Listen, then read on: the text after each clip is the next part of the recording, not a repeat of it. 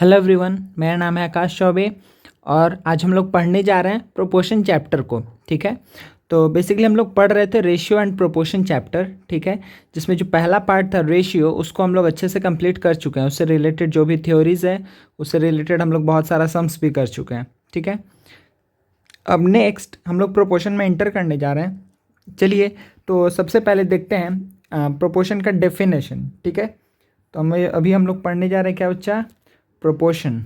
एक मिनट।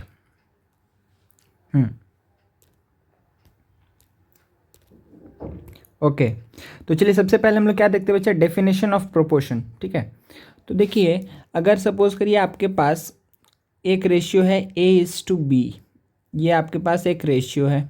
ठीक है, ओके। अगेन सपोज करिए C:D, आपके पास दूसरा कोई एक रेशियो है।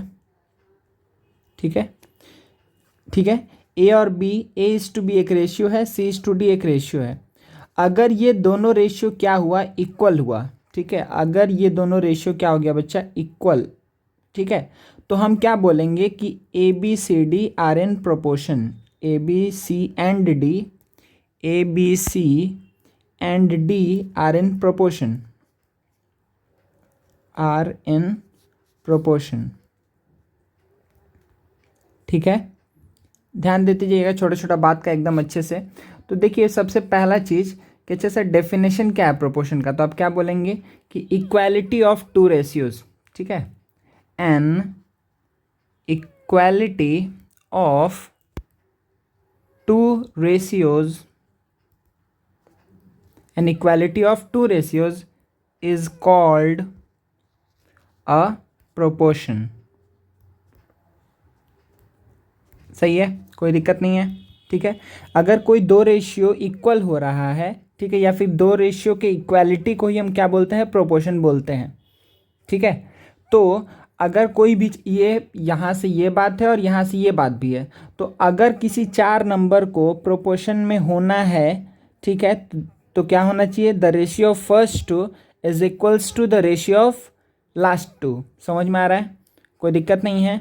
ठीक है, देखिए, तो इक्वालिटी ऑफ रेशियोज मतलब क्या हो गया बच्चे, यहाँ से आप बताइए कि इक्वालिटी ऑफ रेशियोज मतलब क्या हो गया कि, एक मिनट, जैसे देखिए यहाँ पे A/B ये एक रेशियो है और C/D ये एक रेशियो है। तो अगर हम बोल रहे हैं कि A/B is equals to C/D, then हम इसका मतलब क्या हुआ कि ABCD आर इन प्रोपोर्शन। सही है, ABCD आर इन प्रोपोर्शन, कोई दिक्कत नहीं है। इसको हम रिप्रेजेंट कैसे करते हैं, देखिए, तो इसको हम रिप्रेजेंट कैसे करते हैं, रेशियो को तो आपको रिप्रेजेंट करना ये तरीका पता है आपको, A:B करके लिखते हैं। ठीक है, देखिए इसको रिप्रेजेंट कैसे करते हैं, इसको ऐसे रिप्रेजेंट करते हैं कि A:B, प्रोपोर्शन का सिंबल ऐसे देते हैं, C:D। ठीक है, तो इस तरीके से हम लोग रिप्रेजेंट करते हैं प्रोपोर्शन को, कोई दिक्कत नहीं है। 2:2 का साइन आता है बीच में। ठीक है, तो अच्छा, अगर एक एग्जाम्पल लेना हुआ तो सपोज करिए कि हम ले रहे हैं यहाँ पर, सपोज करिए हम बोले कि 3:5 लिए। ठीक है, 3:5। ठीक है, तो अब देखिए इसके जैसा रेशियो, अच्छा ऐसे करके नहीं बताता है। सपोज करिए कि हम बोले कि 3:5, हम आपसे पूछ रहे हैं, ठीक है ना, हम आपसे पूछ रहे हैं 3, 5, 6, 10 क्या ये प्रोपोर्शन में है, चारों number 3, 5, 6, 10 whether they are in proportion, क्या 3, 5, 6, 10 प्रोपोर्शन में है। तो आपका पहला काम क्या होगा कि सर हम 3/5 का रेशियो लेंगे और 6/10 का रेशियो लेंगे, दोनों को सिंप्लीफाइड फॉर्म में लिखेंगे। अगर अगर इक्वल आ गया तो 3/5 का सिंप्लीफाइड फॉर्म तो 3/5 ही है। 6/10 को अगर हम 2 से डिवाइड करें तो 3/5 आएगा, तो ये इक्वल आ गया। तो इसका मतलब हम क्या लिखेंगे, therefore 3, 5, 6 and 10 are in what proportion, are in proportion. ठीक है, कोई दिक्कत नहीं है, समझ में आ गया ना। तो बेसिक अभी आपको क्या बात याद रखना है कि इक्वालिटी ऑफ टू रेशियोज, ठीक है ना, an equality of two ratios is called a proportion, कोई दिक्कत नहीं है। सही है, चलिए, अच्छा आप देखिए तो अगर सपोज करिए हम बोल रहे हैं यहाँ पर, एक मिनट रुक जाओ बच्चा, हाँ, तो क्या बात हुआ है कि अगर ABCD आर इन प्रोपोर्शन, अगर A B C D proportion में है तो हम क्या बोलेंगे कि A by B is equals to C by D. ठीक है, तो देखिए बच्चा, अगर ये कोई 4 नंबर प्रोपोर्शन में है ना तो ए बी सी डी, ठीक है, इसको हम क्या बोलते हैं, जैसे रेशियो में था ना एंटीसीडेंट कॉन्सिक्वेंट था ना, तो यहाँ पर ए बी सी डी ये क्या है, ये सारा क्या है, टर्म्स है। ये सारा क्या है, A B C D are terms of proportion. A B C D are what, terms of proportion. ठीक है, तो ए क्या है, ए है यहाँ पे फर्स्ट टर्म, ये क्या है सेकंड टर्म, ये क्या है थर्ड टर्म, रुक जाइए वैसे लिख दे रहे हैं, ये क्या है थर्ड टर्म, और ये क्या है फोर्थ टर्म।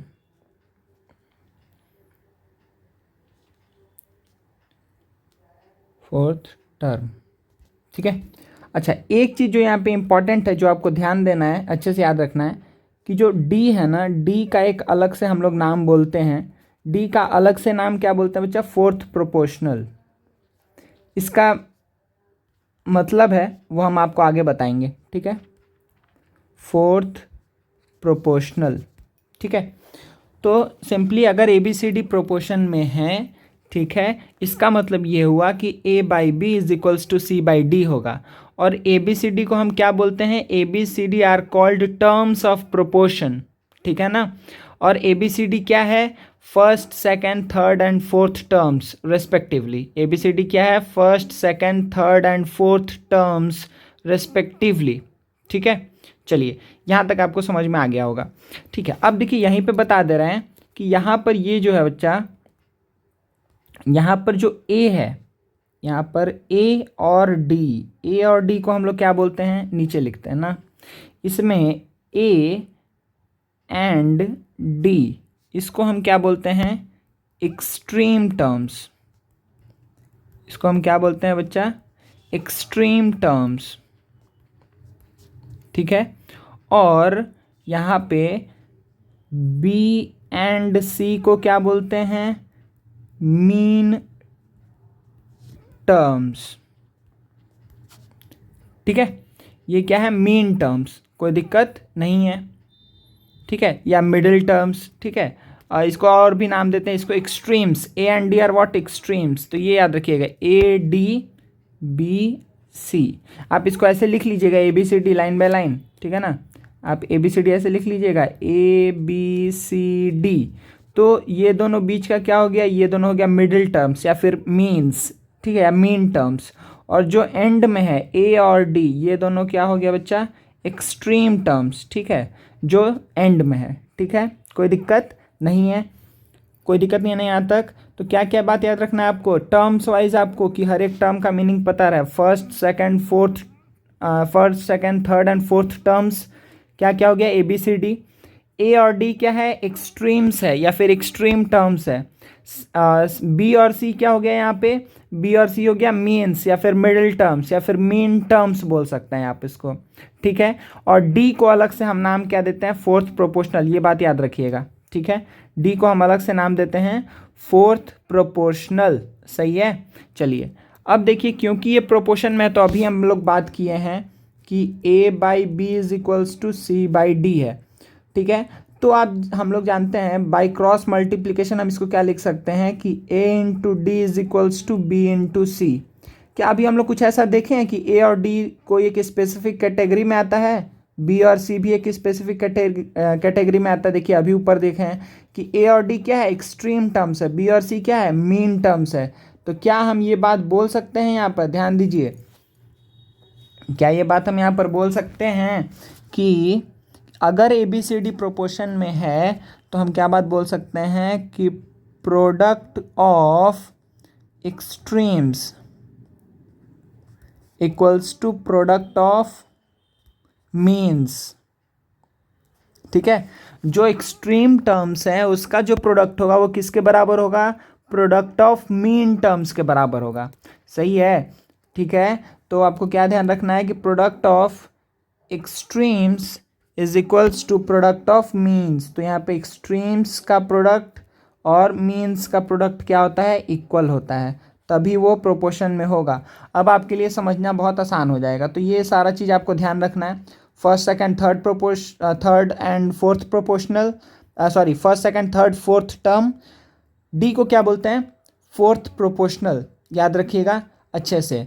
मेन टर्म्स क्या है? बी और सी। एक्सट्रीम टर्म्स क्या है? A and D. Product of means is equals to product of extremes, ठीक है। और ये जो आता है ना बच्चा, product of mean is equals to product of extremes, ये कैसे आया है? क्रॉस मल्टीप्लाई करके आया है। तो बस ये बात छोटा सा याद रखिएगा यहाँ पर कि इसी को हम क्या बोलते हैं? क्रॉस प्रोडक्ट रूल, ठीक है ना। क्रॉस प्रोडक्ट रूल, ठीक है। कोई दिक्कत नहीं है, कोई भी दिक्कत नहीं है, ठीक है। अब सिंपली अगर आपके सामने आ गया, आपको ये बात पता चल चुका है कि अगर प्रोपोर्शन में है तो product of extreme is equals to product of mean आएगा। अच्छा सर, यहाँ तक हमको समझ में आ गया, कोई दिक्कत नहीं है। तो जल्दी से बता दो बच्चा, क्या 2 5 6 2, क्या ये दोनों ये प्रोपोर्शन में है? तो आप क्या बोलेंगे सर? 2 इंटू 2 4 होगा, 5 इंटू 6 30 होगा। नहीं, इक्वल नहीं है, नहीं नहीं होगा। क्या 3 5, ठीक है। और ओहो, क्या 3 3 5 11 55, क्या ये दोनों प्रोपोर्शन में है? तो आप बोलेंगे क्या ये चारों प्रोपोर्शन में है? नहीं है। क्यों? क्योंकि 55 इंटू जब 3 करेंगे तो 165 आएगा, 11 इंटू 5 करेंगे तो कितना आएगा? 55 आएगा। ये भी प्रोपोर्शन में नहीं है, ठीक है। अच्छा, क्या 2 4 6 8 ये प्रोपोर्शन में है? नहीं, ये भी नहीं है। क्यों? 8 2 जा 16, 6 4 जा 24, ये भी प्रोपोर्शन में नहीं है, ठीक है। तो डायरेक्टली आप ऐसे देख सकते हैं, ठीक है। तो अब बताइए, क्या 1 2 8 16 क्या प्रोपोर्शन में है? तो आप बोलेंगे हाँ सर, 8 16 इंटू 1 16 होगा, 8 इंटू 2 16 होगा। हाँ, ये प्रोपोर्शन में है, ठीक है ना। अब देखिए, क्या 2 9 18 81 क्या ये प्रोपोर्शन में है? जल्दी से बताइए, आपको बताना है कि क्या ये प्रोपोर्शन में है। तो आप क्या करेंगे सर? इसको मल्टीप्लाई किए, कितना आया? 162 आया, ठीक है। और इसको भी मल्टीप्लाई करेंगे तो कितना आएगा? 162 ही आएगा। या फिर आप ऐसे भी देख सकते हैं कि सर 2/9 यहाँ आ रहा है और यहाँ 18/81 करेंगे तो ये कितना आएगा? 9 से डिवाइड करेंगे तो 2/9 2/9 2/9। हाँ, रेशियो इक्वल है, ये दोनों रेशियोज इक्वल है, इसीलिए हम क्या बोल सकते हैं कि yes they are in proportion. सही है।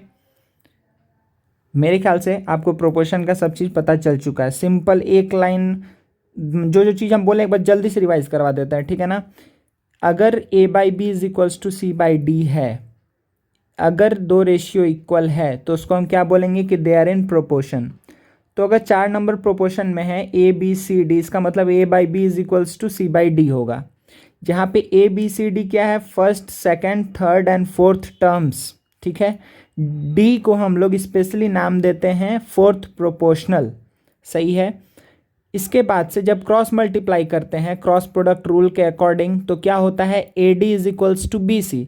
A and D are what? Extreme terms. B and C are what? Mean terms. और क्रॉस मल्टीप्लाई करने के बाद हमको ये दिखा कि product of extreme terms is equals to product of mean terms. यहाँ तक कोई प्रॉब्लम नहीं होना चाहिए आपको, ठीक है। चलिए आगे बढ़ते हैं।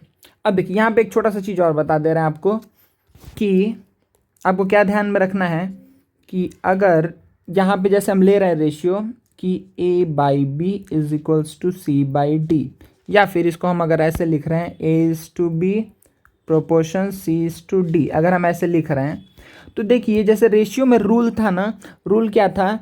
अगर A/B हम लिखे हुए हैं, A/B अगर हम लिखे हुए हैं तो A और B क्या होना चाहिए? सेम टाइप का भी होना चाहिए, मतलब सेम काइंड का होना चाहिए और सेम यूनिट में भी होना चाहिए। तो सर यहाँ पे ABCD के लिए क्या रूल है? ABCD के लिए यहाँ पर क्या रूल है? तो आप देखिए, ये इक्वालिटी ऑफ टू रेशियोज है। तो ये एक अपना रेशियो है, ये एक रेशियो है, ठीक है। ये क्या है? Equality of two ratios. ध्यान से समझिएगा इस बात को कि प्रोपोर्शन क्या है? Equality of two ratios. तो ये अपना एक अलग रेशियो है, ये अपना एक अलग रेशियो है, ये एक रेशियो है, ये भी एक रेशियो है। जब रेशियो का क्योंकि यूनिट नहीं होता है तो दो नंबर्स को हम इक्वल बता रहे हैं, ठीक है। क्योंकि जैसे ही रेशियो लेंगे यूनिट कट जाता है, ठीक है ना, यूनिट तो कट जाता है ना, ठीक है। जैसे 5 रुपीज़/10 रुपीज़, तो रुपीज़ रुपीज़ कट गया, 5/10 1/2 आएगा। समझ में आ रहा है, ठीक है। तो देखिए यहाँ पर, तो A/B है, C/D है, तो A/B में A और B क्या होना चाहिए, क्योंकि ये रेशियो है तो A और B क्या होना चाहिए, सेम टाइप का भी होना चाहिए, सेम यूनिट में भी होना चाहिए, ठीक है। अगेन यहाँ पे C एंड D क्या होना चाहिए, सेम टाइप का होना चाहिए एंड सेम यूनिट में भी होना चाहिए, सेम टाइप का और सेम यूनिट में भी होना चाहिए, ठीक है। लेकिन अब अलग से हम नहीं बोलेंगे कि अच्छा ABCD चारों एक टाइप का और एक यूनिट में होना चाहिए, ऐसा बात नहीं है। समझ में आ रहा है। A और B के लिए कंडीशन लगेगा अलग से, क्योंकि ये एक रेशियो है तो रेशियो वाला कंडीशन इसके ऊपर लगेगा। C और D के ऊपर भी रेशियो वाला कंडीशन लगेगा, क्योंकि C और D क्या है, C/D एक रेशियो है और हम दो रेशियो को इक्वल कर रहे हैं, दो नंबर को इक्वल कर रहे हैं, तो यहाँ पे कोई कंडीशन नहीं है। ऐसा जरूरी नहीं है कि इट्स नॉट नेसेसरी कि A/B का जो टाइप और यूनिट है और C और D का जो टाइप और यूनिट है वो सेम होना चाहिए, ऐसा बात बिल्कुल नहीं है, ठीक है ना। याद रहेगा ये बात, ठीक है, याद रहेगा ना अच्छे से बच्चा। देखिए तो एक छोटा सा यहाँ पे जगह है नीचे में, जैसे एक हम एग्जाम्पल आपको दे देते हैं। जैसे सपोज करिए कि एक एग्जाम्पल यहाँ पे लेते हैं जल्दी से, हाँ, कि अगर हम एक एग्जाम्पल ले रहे हैं, जैसे सपोज करिए कि अगर हम बोलते हैं 5 kg, ठीक है, और कि यहाँ क्या बोले 15 kg, ठीक है। ये कोई एक दो चीज़ का रेशियो है, ठीक है। तो ये कितना आएगा, ये आएगा 5/15 मतलब 1/3, ठीक है। सिमिलरली अगर हम बोलते हैं कि 2 रुपीज़ एंड 6 रुपीज़, तो ये क्या आएगा 2/6 मतलब ये क्या आएगा 1/3 ही आएगा, ठीक है। कोई दिक्कत नहीं है ना, सही है।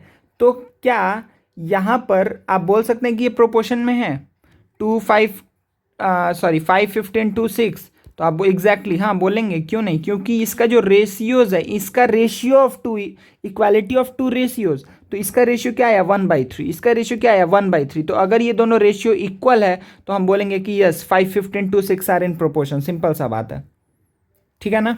हमको नंबर से मतलब है, कोई प्रॉब्लम नहीं है, कोई प्रॉब्लम नहीं है ना। कहीं भी दिक्कत लगे तो आप वीडियो रोक करके बात करिएगा सर से, ठीक है ना। A और B लेकिन सेम टाइप का होना चाहिए, C और D सेम टाइप का होना चाहिए, A और B सेम यूनिट में होना चाहिए, C और D सेम यूनिट में होना चाहिए, लेकिन और पूरा ही एक यूनिट में और होना चाहिए ऐसा बात नहीं है, ठीक है ना। कोई दिक्कत नहीं है मेरे ख्याल से अभी आपको। चलिए आगे बढ़ते हैं, चलिए बच्चा नेक्स्ट देखते हैं आगे, एक मिनट। हाँ, अब देखिए बच्चा, यहाँ पे एक चीज़ आता है क्या, कंटिन्यूड प्रोपोर्शन, ठीक है। क्या नाम है, कंटिन्यूड प्रोपोर्शन, ठीक है।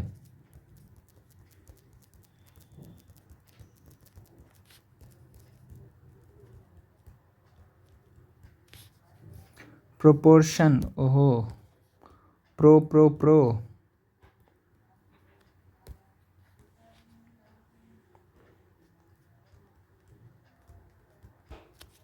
ठीक है बच्चा। अब हम लोग देखने जा रहे हैं कंटिन्यूड प्रोपोर्शन, ठीक है। तो देखिए कंटिन्यूड प्रोपोर्शन हम किसको बोलते हैं, ठीक है। अगर सपोज करिए 3 क्वांटिटी है यहाँ पर, सही है, 3 क्वांटिटी है A, B, C। अगर मेरे पास 3 क्वांटिटीज है A, B, C, ठीक है, 3 quantities A, B and C। अब देखिए, अच्छा ठीक है, पहले बोल दे रहे हैं, are said to B in continued proportion, इसको हम कंटिन्यूड प्रोपोर्शन में तभी बोलेंगे, are said to B in continued proportion if क्या, A/B is equals to B/C, A/B is equals to B/C। कोई दिक्कत नहीं, A/B is equals to B/C, सही है, कोई दिक्कत है। ये है डेफिनेशन, पहले लिख लीजिए सिंपली, आस्ते से लिखिए। क्या? Three quantities A B and C are in continued proportion if A by B is equals to B by सी।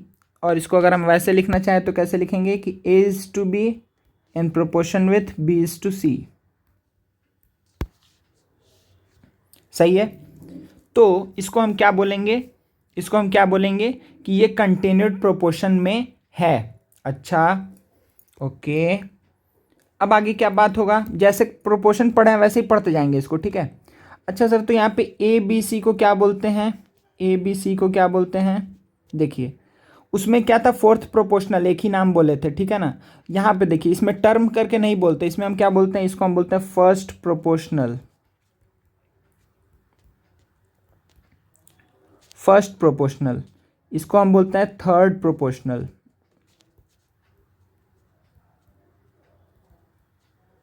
सी को क्या बोलते हैं? Third proportional. और बी को क्या बोलते हैं? Mean proportional. मीन प्रोपोर्शनल, सही है। बी को क्या बोलते हैं बच्चा? Mean proportional. कोई दिक्कत नहीं है, ठीक है।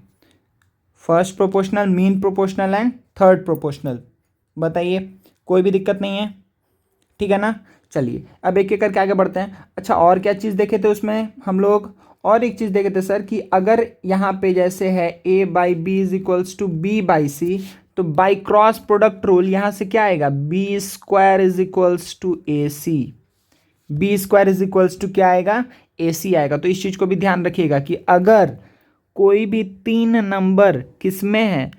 कंटिन्यूड प्रोपोर्शन में है, तो जो मिडिल वाला नंबर है उसका square is equals to other two numbers का प्रोडक्ट, फर्स्ट और सेकंड वाले का प्रोडक्ट। कोई दिक्कत नहीं है ना, ठीक है, कोई भी प्रॉब्लम नहीं है, ठीक है।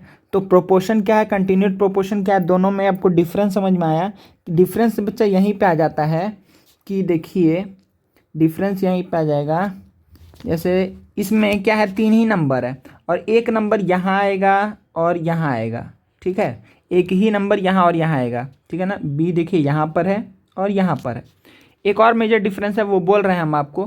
तो जैसे देखिए कि अगर हम बोले कि क्या 2, 4, 8 कंटिन्यूड प्रोपोर्शन में है, आपके पास दो ऑप्शन है, आप दो तरीके से चेक कर सकते हैं। पहला तरीका क्या है? पहला तरीका है कि सर 2/4 करेंगे और 4/8 करेंगे। ओहो, 2/4 करेंगे और 4/8 करेंगे, ठीक है। 2/4 और 4/8 करेंगे तो दोनों ही क्या आया? 1/2 आया। हाँ सर, कंटिन्यूड प्रोपोर्शन में है। सेकंड वे क्या है इसको चेक करने का? इसको चेक करने का सेकंड वे क्या है? तो आप क्या बोलेंगे? Sir B square is equals to A C. क्या 4 का whole square is equals to 2 × 8 आ रहा है? हाँ आ रहा है, ठीक है। तो हाँ सर, ये कंटिन्यूड प्रोपोर्शन में है, ठीक है ना। ये कंटिन्यूड प्रोपोर्शन में है, आप इजीली बोल सकते हैं, कोई दिक्कत नहीं है। आप ये दो तरीके से चेक करके तुरंत बोल सकते हैं कि क्या ये तीनों नंबर कंटिन्यूड प्रोपोर्शन में है या नहीं है, ठीक है। देखिए आप कैसे पहचानना है, ठीक है ना, सब में क्या चीज़ यूज़ करना है, क्या करना है, A by B, B by C या A by B, C by D, कैसे आपको समझना है? नाम आपको ये डिफरेंस बताएगा। नाम इसीलिए उसका फोर्थ प्रोपोर्शनल रखा गया है डी वाले का। तो अगर आपको कहीं भी फोर्थ प्रोपोर्शनल दिख गया तो आप क्या समझेंगे कि अच्छा वो प्रोपोर्शन का केस है। लेकिन फर्स्ट प्रोपोर्शनल, मीन प्रोपोर्शनल या थर्ड प्रोपोर्शनल दिख रहा है तो आप क्या समझेंगे कि वो कंटिन्यूड प्रोपोर्शन का केस है। समझ में आ रहा है, ठीक है। और जहाँ बोल देगा डायरेक्टली कि आर इन प्रोपोर्शन तो आपको कोई दिक्कत नहीं है। अगर बोलेगा इन प्रोपोर्शन तो आपको समझ में आ गया है कि A by B is equals to C by D करना है। अगर या फिर product of mean equals to product of extremes करना है। अगर आपको बोल दिया कि आर इन कंटिन्यूड प्रोपोर्शन तो भी आपको समझ में आ रहा है कि जो मीन प्रोपोर्शनल है उसका whole square is equals to first proportional into third proportional करना है, ठीक है। तो ये सारा कुछ चीज़ है जो थ्योरी में आता है, लेकिन हम लोग और क्लियर होंगे विथ एग्जाम्पल्स, ठीक है ना बच्चा। ओके, तो हम लोग क्या सारा चीज़ देख चुके हैं?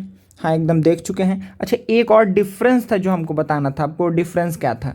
देखिए, क्योंकि प्रोपोर्शन में क्या था कि दो रेशियो का इक्वालिटी ले रहे थे। प्रोपोर्शन में क्या था कि A by B equals to C by D. तो ये दो अपना अलग चीज़ हो सकता है, ये दो अलग चीज़ हो सकता है, लेकिन रेशियो सेम होना चाहिए। लेकिन क्योंकि यहाँ पर क्या हो रहा है, A by B is equals to B by C कर रहे हैं, तो एक चीज़ कॉमन है दोनों रेशियो में। क्या है, ध्यान दीजिएगा, बहुत अच्छे से अच्छा पॉइंट बताने जा रहे हैं कि एक चीज़ कॉमन है दोनों रेशियो में, ए बाई बी में बी है और बी बाई सी में भी बी है। तो b यहाँ पर क्या है, कॉमन है, दिख रहा है आपको, b यहाँ पर क्या है, कॉमन है। तो क्योंकि b कॉमन है, आप सोचिए कि अगर ये रुपीज़ है और ये रुपीज़ है, तो इसका मतलब ये भी रुपीज़ है, तो इसको भी रुपीज़ होना पड़ेगा।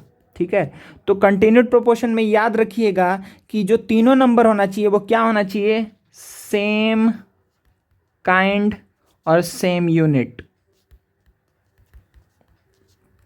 डिफरेंस समझ जाइएगा बच्चा अच्छे से, ठीक है ना।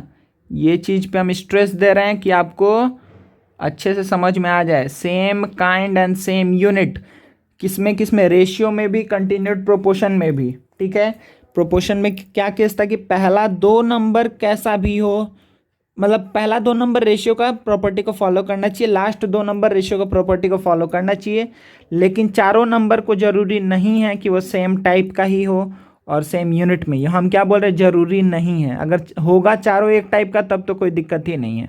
ठीक है, चलिए अब आगे बढ़ते हैं। अब हम लोग सम से आगे बढ़ेंगे। डिफरेंस बहुत अच्छे समझ में आ गया है, किसमें, प्रोपोर्शन में और कंटिन्यूड प्रोपोर्शन में। ठीक है, हम बहुत टाइम लेके बताए हैं, एक एक चीज़ को बहुत बार रिपीट किए हैं कि आपके दिमाग में बैठ जाए। चलिए अब हम लोग बच्चा स्टार्ट करेंगे सम्स करना। ठीक है ना, अब हम लोग स्टार्ट करेंगे सम्स करना। अब कुछ कुछ हम क्वेश्चन आपको देते जा रहे हैं, आप लोग हमको आंसर तुरंत तुरंत बताते जाइए। ठीक है, बताइए जल्दी से, क्या, एक मिनट, अगर सपोज करिए पहला क्वेश्चन लिखिए, पहला क्वेश्चन कि क्या 1.5, 2.5, 3.6 और 6.0 क्या ये प्रोपोर्शन में है, क्या ये प्रोपोर्शन में है। ये क्वेश्चन है कि whether this four numbers are in proportion. Answer बताइए कि क्या ये नंबर्स प्रोपोर्शन में हैं, जल्दी से बताइए। तो देखिए कैसे करेंगे, बहुत आसानी से। आपके पास दो तरीका है, आप रेशियो लेके कर लीजिए या फिर product of mean equals to product of extremes कर लीजिए। ठीक है, तो अब दोनों तरीका एक बार लिख कर दे रहे हैं। यहाँ पर सपोज करिए हम बोल रहे हैं कि रेशियो लेके करेंगे सर, 1.5 बाई 2.5। हम चेक कर रहे हैं कि क्या 1.5 बाई 2.5 और 3.6 बाई 6.0 क्या ये इक्वल है या नहीं है। तो इसका मतलब क्या हुआ, 15 बाई 25। इसका मतलब क्या हुआ, 36 बाई 60। सही है। तो देखिए अब जैसे ही 5 से डिवाइड करेंगे, ये कितना आ जाएगा, 3/5। ये क्या आएगा, 3/5। अच्छा 12 से देखिए ये भी क्या आएगा, 12 3 जा 36, 12 5 जा 60। तो ये भी क्या है, 3/5, ये भी आएगा 3/5। आप डायरेक्टली क्या बोल दिए कि अच्छा सर क्योंकि इन दोनों का रेशियो इक्वल है, the ratio of first two is equals to the ratio of last two, therefore they are in proportion. Yes, they are in proportion. ठीक है, ये प्रोपोर्शन में हैं। सिमिलरली आपके पास दूसरा तरीका क्या था कि आप क्या करते कि प्रोडक्ट ऑफ एक्सट्रीम्स करते, तो 1.5 इंटू 6.0। ठीक है, और दूसरा क्या था कि 2.5 इंटू 3.6। आप ये काम करते हैं। ठीक है, समझ में आ रहा है ना। ठीक है, 4 बार में 900, मतलब ये आपका 900, मतलब कि ये आ जाएगा 9। ये दोनों ही देखिए कितना आ जाएगा, 1 मिनट बच्चा, दोनों ही 9 आ जाएगा। ठीक है, दोनों ही 9 आ जाएगा। ठीक है ना, कोई दिक्कत नहीं है। तो इससे आपको क्या पता चला कि sir product of mean is equals to product of extreme है, therefore we can say that they are in what, proportion, they are in proportion. ठीक है, चलिए नेक्स्ट क्वेश्चन देखते हैं। नेक्स्ट बताइए, क्या 2.5, 1.5, 7 और 4.2, ठीक है, क्या ये प्रोपोर्शन में है। 2.5, 1.5, 7 और 4.2, क्या ये चारों नंबर प्रोपोर्शन में हैं? जल्दी से क्या तरीका है, आसानी से करेंगे हम लोग, यही कर लेते हैं, ठीक है ना। इसमें रेशियो, जब भी आपको मल्टीप्लिकेशन कम्प्लेक्स लगे तो रेशियो ले लीजिए, क्योंकि देखिए इजली ये कट जाएगा। ये 25/15 करिए और इधर क्या करिए 7/4.2 करिए, तो देखिए ये कितना आ जाएगा, सॉरी 2.5/1.5 और 7/42, ठीक है। तो ये देखिए कितना आ जाएगा 25/15 आ जाएगा, मतलब 5/3 आ जाएगा, ठीक है। और देखिए ये कितना आ जाएगा 70/42 आ जाएगा। तो 7 से कितने 10 टाइम्स में, और ये कितने टाइम्स में जाएगा 6 टाइम्स में, मतलब कि 5 और 3, तो 5/3 ये भी आ गया। तो आप क्या बोल देंगे कि yes they are in what proportion, they are in proportion. समझ में आ गया, बहुत आसान सम था। चलिए एक सम और देखिए, ऐसा एक सम और देखिए, क्या ये प्रोपोर्शन में है 1/2, 1/3, 1 मिनट बच्चा, क्वेश्चन लिखिए 1/2, 1/3, 1/3 और 1/4, क्या ये प्रोपोर्शन में है 1/2, 1/3, 1/3, 1/4? सही है, ये 3 है, ठीक है ना। 1/2, 1/3, 1/3 एंड 1/4, क्या ये प्रोपोर्शन में है? तो सबसे पहले आप क्या करेंगे, अगर प्रोपोर्शन में होना है तो इन दोनों का रेशियो इज इक्वल्स टू इन दोनों का रेशियो आना चाहिए। तो इन दोनों का रेशियो एक्चुअली में क्या आ रहा है, देखिए 6 से मल्टीप्लाई करिए या फिर क्रॉस मल्टीप्लाई करिए, 3:2 आ रहा है, और इसको जब क्रॉस मल्टीप्लाई करेंगे तो ये 4:3 आएगा, ठीक है, 4:3 आएगा। आप देख रहे हैं यहाँ पर कि ये रेशियोज़ क्या इक्वल नहीं है। या फिर आप ऐसे भी कर सकते थे कि आप क्या, इसमें अगर डायरेक्टली आपको करना था कि नहीं सर हमको सॉल्व करना नहीं था, तो आप क्या करते हैं कि 1/2 इंटू 1/4 करते हैं, और 1/3 इंटू 1/9, मतलब ये प्रोडक्ट ऑफ एक्सट्रीम्स, ये क्या है प्रोडक्ट ऑफ मीन्स, ये कितना आता है 1/9 आता है, ये कितना आता है 1/8 आता। तो 1/8 और 1/9 तो इक्वल है नहीं, इसलिए आप बोल देते कि नहीं ये प्रोपोर्शन में नहीं है, ठीक है, ये किस में नहीं है, प्रोपोर्शन में नहीं है, ठीक है ना बच्चा, समझ में आया, कोई दिक्कत नहीं है। अच्छा एक सम और करते हैं ऐसा ही, अगर सपोज करिए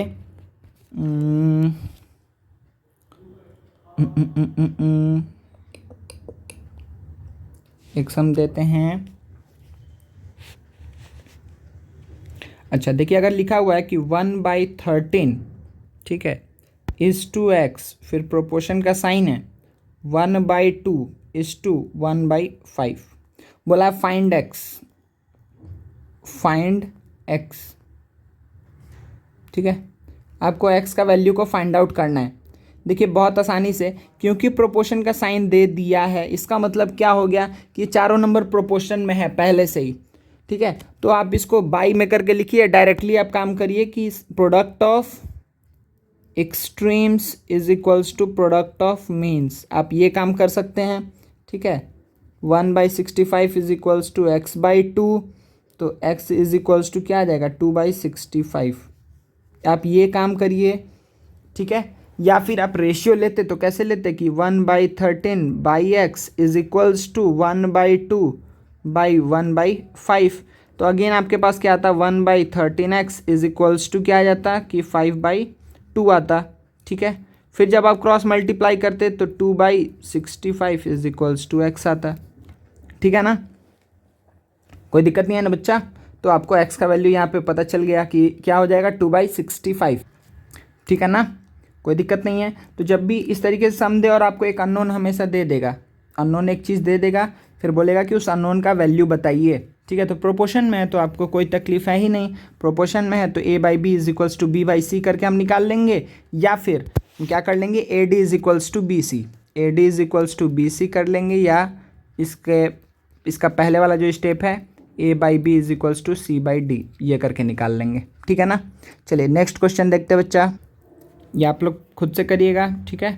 3.6 is to 0.4 equals to x is to 0.5, ठीक है। तो अगेन फिर से वही क्वेश्चन है, फाइंड x, ठीक है। ये प्रोपोर्शन के लिए आपको क्या निकालना है, x का वैल्यू निकालना है। तो अगेन दिख रहा है कि ये एक रेशियो है, ठीक है, ये एक रेशियो है और ये भी एक क्या है रेशियो है। तो दोनों रेशियो क्या है, इक्वल है। ये मतलब प्रोपोर्शन का ही केस हुआ, ठीक है। तो अब यहाँ से आपको x का वैल्यू निकाल के बताना है। तो x का वैल्यू हम कैसे निकालेंगे, क्या बोलना पड़ेगा, नहीं जल्दी जल्दी करिए आप लोग। तो क्या करना है यहाँ पर, कि सर अब क्या इसको कैसे कर लिया जाए, इसको हम लोग प्रोडक्ट से भी कर सकते हैं और ऐसे भी कर सकते हैं, कुछ भी अलग अलग ट्राई करते जाते हैं, ठीक है। 3.6 into 0.5 is equals to 0.4 into what x, ठीक है, 0.4 इंटू एक्स। तो 36/10 into 5/10 is equals to 4/10 into x, ठीक है ना। तो देखिए ये 10 से ये 10 चला गया, 5 से ये गया 2 टाइम्स में, 4 से ये चला गया 9 टाइम्स में। तो x का वैल्यू कितना आया, 9/2। आप ऐसे कर सकते थे, या फिर आप डायरेक्टली क्या करते हैं कि 3.6/0.4 इज इक्वल्स टू x/0। बात वही पड़ता है, ठीक है ना, बात आपको हमेशा वही पड़ेगा, क्योंकि बस ये जो हम क्रॉस मल्टीप्लाई करके डायरेक्टली देखिए, ये स्टेप के बाद आप क्रॉस मल्टीप्लाई करेंगे तो यही स्टेप पे पहुंचेंगे, ठीक है। तो आप एक्चुअली ये एक स्टेप फर्दर है, डायरेक्टली क्या करना कि चेक करने समय आप कुछ भी करिए, चेक करने समय के लिए कोई दिक्कत नहीं है, लेकिन जब आपको वैल्यू निकालना है तो आप रेशियो लिखेंगे तो अगेन आपको क्या करना पड़ेगा, क्रॉस मल्टीप्लाई ही करेंगे ना नेक्स्ट स्टेप में। तो यही तरीका आपके लिए बेटर रहेगा, ठीक है ना बच्चा। ये सम समझ में आ गया है, ठीक है। अब हम नेक्स्ट सम दे रहे हैं, ये नीचे ही दे देते हैं। एक सम लिखिए और अगर सपोज करिए बोला है, क्वेश्चन लिखिए, ब्लैक से लिखते हैं, 1 मिनट, हाँ लिखिए, फाइंड फोर्थ प्रोपोर्शनल।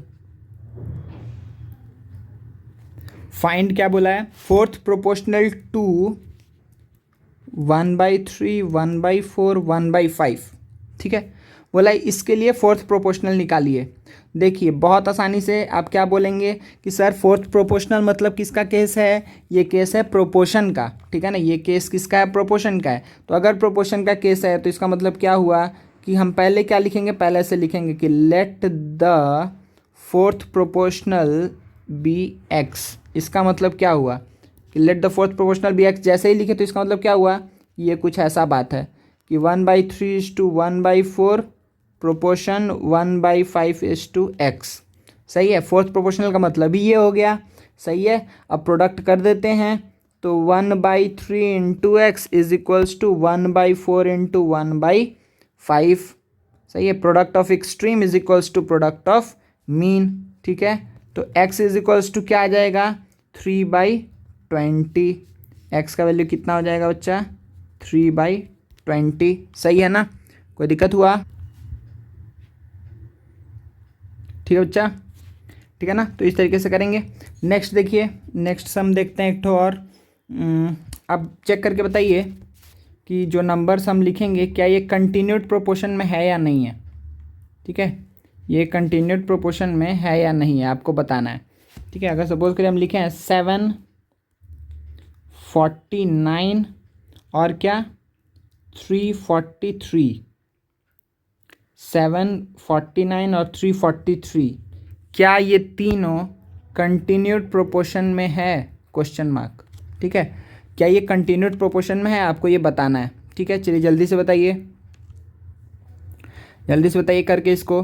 तो कंटिन्यूड प्रोपोर्शन में होने के लिए केस क्या था, आपको केस यही था ना कि पहला बात कि 7/49 इज इक्वल्स टू 49/343 होना चाहिए, होना चाहिए ना जी, ठीक है, कोई दिक्कत नहीं है, ठीक है।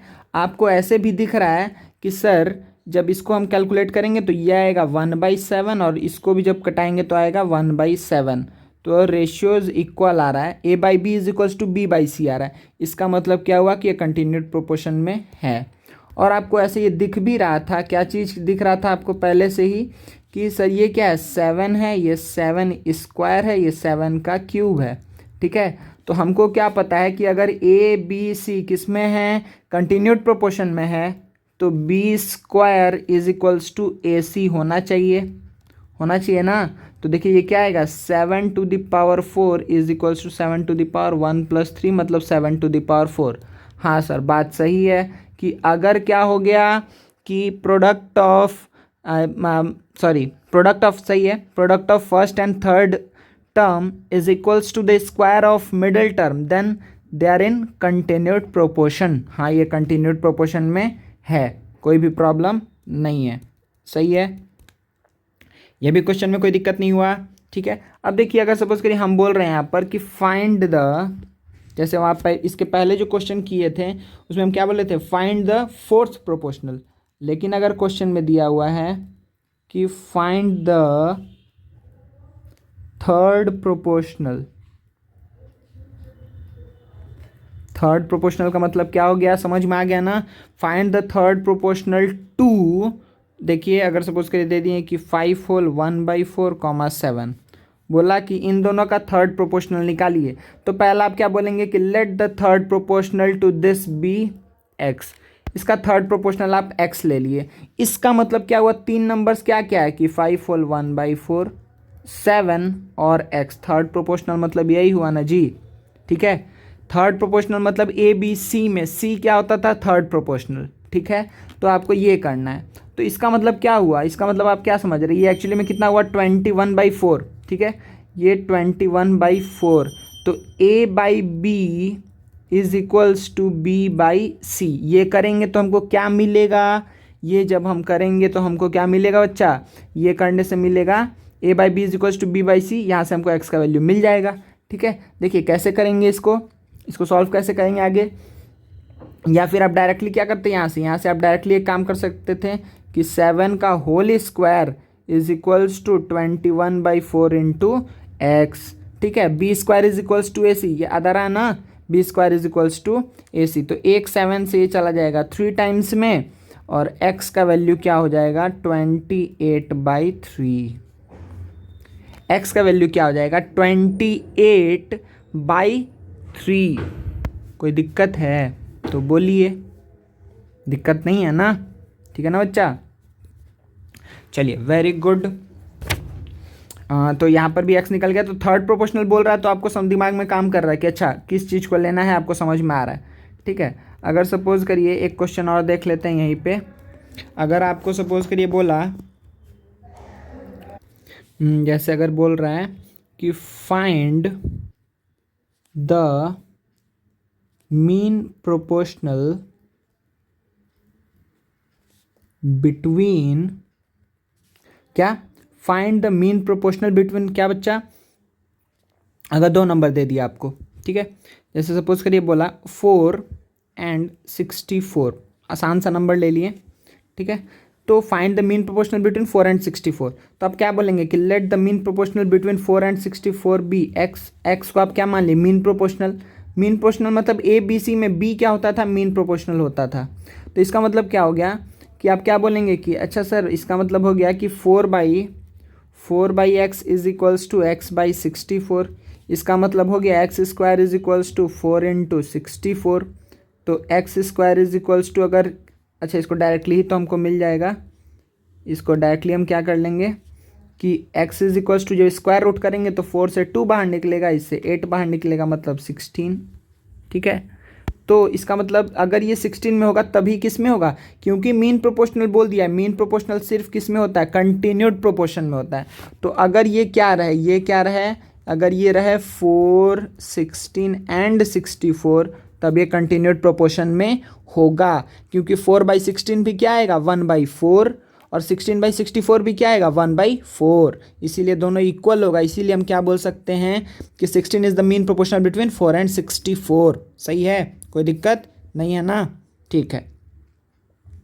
चलिए, तो यहाँ तक हम लोग पूरा बेसिक्स जो होता है वो हम लोग देख चुके हैं।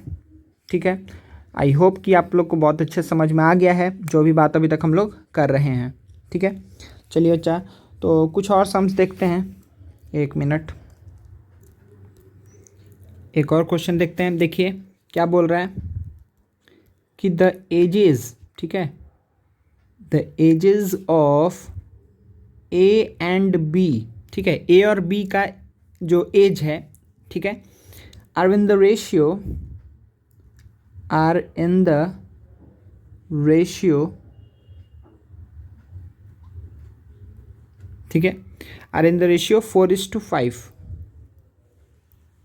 ठीक है, are in the ratio 4:5। Sorry for the writing, ठीक है, राइटिंग थोड़ा ख़राब हो गया ना बच्चा, 1 मिनट। हाँ, क्या बोल रहे थे?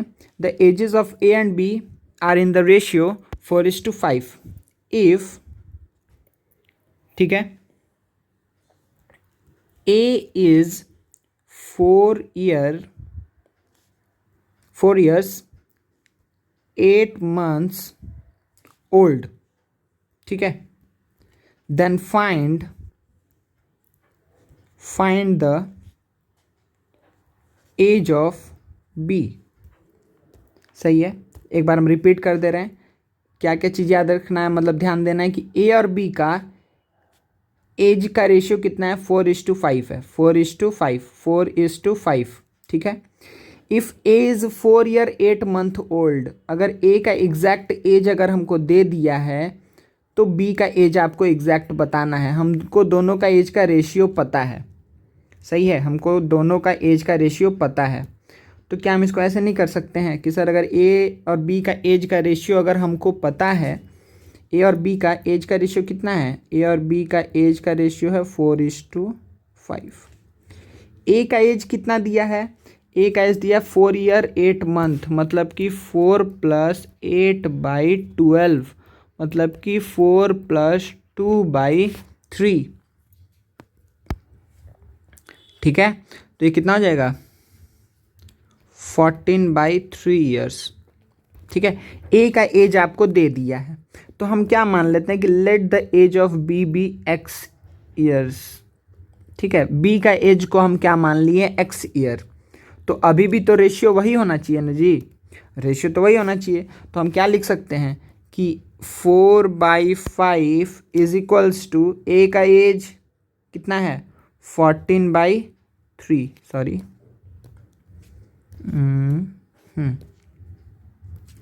14/3/x, सही है। तो यहाँ से क्या आएगा? 4x is equals to 5 × 14/3। यहाँ से क्या आएगा? 4x इज इक्वल्स टू, अच्छा इसको कट कर लेते हैं ना बच्चा, कट कर लेते हैं, आसान हो जाएगा। 2 × 2 = 4, 2 × 7 = 14, ठीक है। तो x इज इक्वल्स टू क्या आएगा? 70/3, ठीक है। 35 सॉरी बच्चा, सॉरी, ठीक है। अच्छा, यहाँ पे क्या हुआ? ये तो डिवाइड होगा ना, ठीक है, इसको भी मिटाना पड़ेगा, इसको भी मिटाना पड़ेगा। तो ये क्या आ जाएगा बच्चा कि 35 और नीचे क्या आ जाएगा? 6, 35/6, कोई दिक्कत नहीं है। इसको हम क्या लिख सकते हैं कि 5 + 5/6, 5 + 5/6 लिख सकते हैं ना, ठीक है, कोई दिक्कत नहीं है। 35 35/6, ठीक है। अच्छा, तो 5 ईयर और इतना ईयर है, ये भी ईयर है और ये भी ईयर है, तो 5 ईयर्स तो हम लिख सकते हैं। प्लस अब जो 5/6 ईयर है, 6 मंथ से ईयर जाने के लिए डिवाइड बाई 12 किए, फिर ईयर से मंथ जाना है तो × 12 कर दिए। तो क्या मिला हमको कि 5 ईयर्स और ये कितना मंथ हो जाएगा? 10 मंथ्स एक्चुअली, ठीक है। 5 ईयर 10 मंथ्स, कोई दिक्कत नहीं है। 1 मिनट, हाँ, 5 ईयर 10 मंथ्स, थोड़ा छोटा कर दे रहे हैं कि एक बार में आपको सारा दिखाई दे, ठीक है। तो सिंपली एज दिया हुआ था, उसके हेल्प से हम किसका एज निकाल लिए? बी का एज निकाल लिए, ठीक है। अगर ए का एज है 4 year 8 months तो बी का एज कितना होगा उस समय?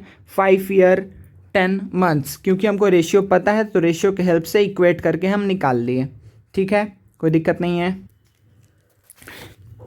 तो अब हम लोग थोड़ा सम्स, कुछ दूसरे टाइप के सम्स में आगे बढ़ते हैं, ठीक है।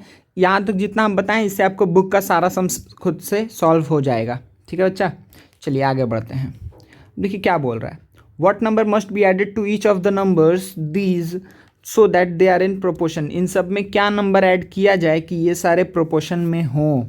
तो जब भी ऐसा समय ना कि what must be added, what must be subtracted, तो एक ही काम करना है, आप क्या मानेंगे कि लेट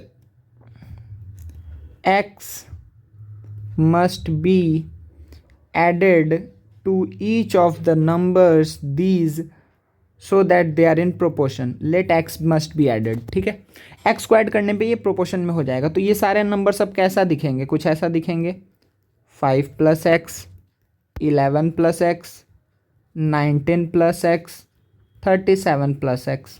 सही है। तो अब क्या बोल रहा है कि दे आर इन प्रोपोर्शन। सही है, कि अब बोल रहा है कि अगर x ऐड किए तो ये चारों नंबर किस में हो जाएगा, प्रोपोर्शन में हो जाएगा। हम बोले हैं ना भाई, यही हम मान के चले हैं कि if we will add x to each of these numbers then they will be in proportion.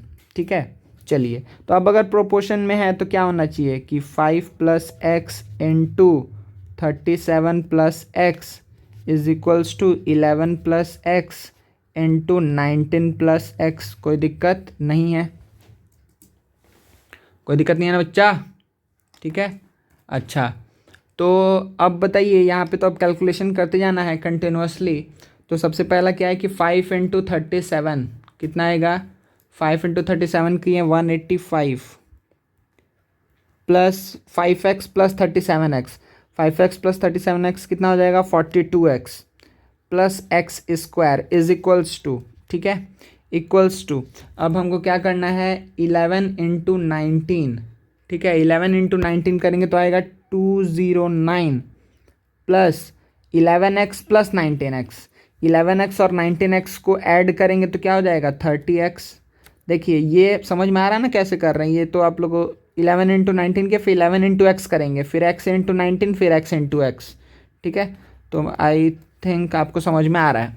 ठीक है, तो इस तरीके से हम मल्टीप्लाई कर लिए हैं, और जैसे ही मल्टीप्लाई किए हमको क्या दिख रहा है, अब यहाँ पर क्या दिख रहा है कि सर यहाँ पे x² और x² तो कट गया, x² जैसे ही कट गया क्या बचा है, तो 42 - 30 करेंगे तो आएगा 12x इज इक्वल्स टू 209 - 185, 15 9 कितना हो जाएगा, 24। तो 12x इज इक्वल्स टू 24। तो यहाँ से x का वैल्यू क्या आ जाएगा, 2, x का वैल्यू 2। समझ में आया ना जी। ठीक है, x का वैल्यू 2 आ गया, कोई दिक्कत है नहीं है, x का वैल्यू कितना आ गया, 2 आ गया। ठीक है, x का वैल्यू 2 आ गया ना। अब देखिए क्या जो बात हम लोग मान के चले थे क्या वो सही है, चलिए चेक कर लेते हैं, एक बार जल्दी से चेक कर लेते हैं। तो अगर हम सब में 2 ऐड करें तो ये कितना हो जाएगा, 7, ये हो जाएगा 13, ये हो जाएगा 21, ये हो जाएगा 39। ठीक है, अब 39 × 7 करिए, 13 × 21 करिए। ठीक है, तो आपको देखिए दिखेगा कि 7 × 39, 7 × 39 जब करेंगे, 7 × 39 करेंगे तो मेरे पास आएगा 273, आएगा 273। और जब 13 × 21 करेंगे तो भी मेरे पास कितना आएगा, 273। ठीक है, तो देखिए इसका मतलब ये प्रोपोर्शन में हो गया, क्योंकि AD is equals to BC आ रहा है, product of extremes is equals to product of means हो रहा है, इसलिए हम बोल सकते हैं कि ये प्रोपोर्शन में हो चुका है। तो आपका आंसर क्या होगा, therefore 2 must be added to each of this numbers so that they are in proportion। कोई दिक्कत नहीं है। ठीक है, चलिए आगे बढ़ते हैं ना बच्चा। चलिए ऐसा ही कुछ क्वेश्चन है। अच्छा, इसमें बोल दिया व्हाट मस्ट बी सब्ट्रैक्टेड। ठीक है, इसमें क्या सब्ट्रैक्ट करें हर एक नंबर में से कि ये किस में हो जाए, प्रोपोर्शन में हो जाए। रिमाइंडर्स सब्ट्रैक्ट करने के बाद जो नंबर्स बचे वो किस में हो जाए, प्रोपोर्शन में हो जाए। तो फिर से वही काम कि let x must be subtracted, let x must be what, subtracted from each of the numbers these so that the reminders are in proportion. Exactly ऐसे ही पूरा लिख दीजिएगा। तो अगर x सब्ट्रैक्ट करेंगे बच्चा, अगर x सब्ट्रैक्ट करेंगे, एक मिनट रुक जाइए, हाँ, अगर x सब्ट्रैक्ट करेंगे तो आप ही बताइए कि ये कैसा दिखेगा, 23 - x, 30 - x, फिर 57 - x, ओहो 57 - x, फिर क्या हो जाएगा 78 - x, कोई प्रॉब्लम नहीं है। 57, 78, 30 और 23 था। चलिए बहुत बढ़िया। अब हम क्या मान के चले, हम ये मान के चले हैं ना कि अगर x सब्ट्रैक्ट कर देंगे तो ये किस में हो जाएगा, प्रोपोर्शन में हो जाएगा। तो इसका मतलब अब ये प्रोपोर्शन में हो चुका है। अगर प्रोपोर्शन में हो चुका है तो फिर से वही बात 23 माइनस एक्स, मतलब product of extremes is equals to product of means कर लेंगे। सही है, ठीक है। फिर से उसी टाइप का कैलकुलेशन है। तो चलिए सबसे पहले मल्टीप्लाई करते हैं 23 इंटू 78 को। 23 इंटू 78 करेंगे तो आ जाएगा 1794 माइनस 23x माइनस 78x। तो 23 प्लस 78, देखिए ये कुछ ऐसा आएगा, minus 23x minus 78x plus x square. हम पूरा लिख दे रहे हैं, ठीक है ना। चलिए अब नेक्स्ट कितना है, नेक्स्ट है बच्चा मेरे पास कि 57 इंटू 30। 57 इंटू 30 करेंगे तो 1710 minus 30x minus 57x plus x square. सही है। फिर से आपको क्या दिखा कि सर यहाँ पर क्या होगा, एक्स स्क्वायर और एक्स स्क्वायर कैंसिल आउट हो जाएगा, ठीक है। एक्स स्क्वायर और एक्स स्क्वायर क्या हो जाएगा, कैंसिल आउट हो जाएगा। तो जैसे ही हम कैंसिल आउट कर लिए, अब नेक्स्ट स्टेप क्या होना चाहिए, अब एक्स को एक तरफ करिए और उसको एक तरफ करिए। तो 23 और 78 है तो 19, ये क्या हो जाएगा 8 3 11 और 90 मतलब कि 101 माइनस 101 एक्स, ठीक है, plus 1794 is equals to minus ये कितना हो जाएगा 5 3 8 87 एक्स प्लस 1710। नेक्स्ट काम क्या होना चाहिए हमारा, इसको उस साइड भेज देते हैं, इसको उस साइड भेज देते हैं। तो 87 सब्ट्रैक्ट होगा तो कितना हो बचेगा 4 मतलब 91 मतलब 14। तो 14x is equals to 1794 minus इसको इधर लेके आएंगे तो 1710, ठीक है। तो ये कुछ ऐसा दिखेगा 14x इज इक्वल्स टू, ये कितना आ जाएगा बच्चा, ये सब्ट्रैक्ट होके आ जाएगा 84। सही है ना, ये आ जाएगा 14x is equals to 84। x is equals to क्या हो जाएगा 84/14, कितने टाइम्स में, 6 टाइम्स में, ठीक है, कोई दिक्कत नहीं है। तो x इज इक्वल्स टू आ गया 6। तो x 6 आने का ही मतलब क्या हो गया, x 6 आने का मतलब क्या हो गया कि हमको हर एक में से 6 को सब्ट्रैक्ट करेंगे तो किस में हो जाएगा, प्रोपोर्शन में हो जाएगा। क्या ये बात सही है, क्या ये बात सही है। तो खुद से ही आप सब्ट्रैक्ट करके देख लीजिए। 23 माइनस 6 करिए, 30 माइनस 6 करिए, 57 माइनस 6 करिए, 78 माइनस एक्स करिए और आपको एंड में दिखेगा कि yes they are in proportion, ठीक है, कोई दिक्कत नहीं। चलिए कोई प्रॉब्लम होगा तो रोक के पूछिएगा, ठीक है ना बच्चा। हम लोग आगे बढ़ते हैं। इसमें देखिए क्या बोल रहा है, अगर ये चारों नंबर किस में प्रोपोर्शन में है तो find the value of x. ये तो हम लोग को पहले कर लेना चाहिए था, क्योंकि अगेन अगर ये चार ए बी सी डी ये चारों किस में है, प्रोपोर्शन में हैं। तो अगर प्रोपोर्शन में हैं तो हम लोग बहुत अच्छे से जानते हैं कि क्या होगा, क्या होगा, क्या होगा बच्चा, कि A into D is equals to B into C. तो कर लेते हैं ना कि 2x minus 1 into 15x minus 9 ओहो इज इक्वल्स टू क्या होगा 5x माइनस 6 और 6x प्लस 2। ये टाइप का तो अभी हम लोग करते ही आ रहे हैं, ठीक है ना। तो ये क्या हो जाएगा 30x square minus 18x minus 15x plus 9 is equals to 30x square plus 10x, ठीक है, माइनस 36x माइनस 12, ठीक है। तो अच्छा बात यह है कि 30x स्क्वायर कट गया। अब यहाँ पे कितना बचा है, यहाँ पे आपका आ गया 33 minus 33x plus 9 is equals to ये कितना हो जाएगा माइनस 26x। सही है जी, माइनस 12। अब देखिए, अब अगर हम क्या करें, अच्छा सब जगह इम्प्लाइज दैट का साइन दे दीजिएगा। अब अगर इसको उधर लेके जाते हैं तो ये हो जाएगा 7x इज इक्वल्स टू, इधर इसको लेके आते हैं 9 प्लस 12 21, तो x इज इक्वल्स टू क्या आ जाएगा 3। ये बस हम लोग का कैलकुलेशन प्रैक्टिस हुआ, इस टाइप का सम हम लोग कर रहे थे तब से, ठीक है ना, कोई दिक्कत नहीं है। आगे बढ़ते हैं ना, आसान सा समय, आगे बढ़ते हैं। अब बोल रहा है if x plus 5 is the mean proportional between this and this then find the value of x, same sum. ठीक है, तो क्या होगा, अगर ये क्या है, मीन प्रोपोर्शनल है x प्लस 2 और x प्लस 9 के बीच में, तो इस अगर मीन प्रोपोर्शनल है तो हमको पता है कि अगर b is the mean proportional between a and c then b square is equals to ac। ये बात हमको अच्छे से पता है ना जी। अब ये क्या हो जाएगा कि x square plus 10x plus 25 is equals to x square plus 11x plus 18। ठीक है, x square plus 2x plus 9x plus 18 आएगा। ठीक है ना, तो वो आप लोग देख लीजिएगा। फिर यहाँ पे एक्स स्क्वायर और एक्स स्क्वायर कैंसिल आउट होगा, x इज इक्वल्स टू क्या आ जाएगा 7 डायरेक्टली। ठीक है बच्चा, कोई दिक्कत नहीं है। x इज इक्वल्स टू क्या आ जाएगा 7। सही है, एक और क्वेश्चन देखते हैं जल्दी से। Find two number such that the mean proportional between them is 28। अब दो नंबर फाइंड आउट करने बोल रहा है, ध्यान दीजिएगा अच्छे से, इस सम को करिए आप लोग। ठीक है, बोल रहा है फाइंड टू नंबर्स, तो let the numbers be x and y, let the numbers be x and y such that the mean proportional between them, इन दोनों के बीच का मीन प्रोपोर्शनल कितना है 28 है। The mean proportional between them is 28 and the third proportional to them, मतलब कि third proportional मतलब कि ये बात हो गया कि third proportional to them is 2 to 4। दो कंडीशन है यहाँ पे सॉरी। हाँ अच्छा, तो देखिए आप लोग पहले क्वेश्चन पढ़ लीजिए।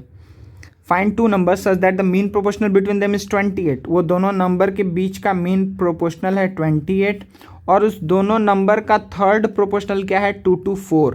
तो आपको x और y का वैल्यू बताना है। तो चलिए अब यहाँ से स्टार्ट करते हैं कैलकुलेशन को। तो अगर इन दोनों के बीच का मीन, ये क्या है मीन प्रोपोर्शनल है, तो मीन प्रोपोर्शनल है तो हम जानते हैं इसके बारे में, ये कुछ ऐसा दिखेगा b square is equals to ac। अगर ये थर्ड प्रोपोर्शनल है तो फिर से ये होगा b square is equals to x into क्या होगा 2 to 4।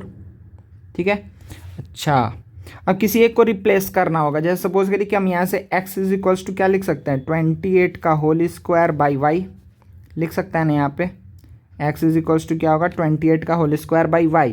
अब इसी चीज़ को यहाँ पुट करते हैं तो y स्क्वायर x की जगह क्या लिखेंगे कि 28 into 28 by y into 2 to 4, 28 square by y। सही है ना जी। चलिए तो अब देखिए क्रॉस मल्टीप्लाई करेंगे तो y cube is equals to क्या आएगा 28 इंटू 28 इंटू 2 to 4। अच्छा अब देखिए इसको कैसे करना है, ये क्या है 7 इंटू 4, 7 इंटू 4, 2 to 4। अगर इसको 7 से डिवाइड करेंगे तो ये आएगा 32 इंटू 7। तो 7 तो 3 बार मिल गया, 4 भी 3 बार मिल गया। देखिए अब इसको हम इलेबोरेट करके देखिए कैसे लिख रहे हैं 7 इंटू 4 इंटू 7 इंटू 4 इंटू 32 को हम लिख रहे हैं 4 इंटू 8 इंटू 4 इंटू 8, 32 को लिख दिया और एक 7 है। तो अब ध्यान दीजिए आपकी 7 कितना बार है 1 2 3, 7 3 बार है, कोई दिक्कत नहीं है। अच्छा 4 कितना बार है 1 2 3 बार है, वेरी गुड। नेक्स्ट क्या और एक बचा है 8 तो हमको पता है 2 का क्यूब है, तो y इज इक्वल्स टू क्या होगा, देखिए यहाँ से क्या आएगा y इज इक्वल्स टू क्या आएगा cube root of all these numbers.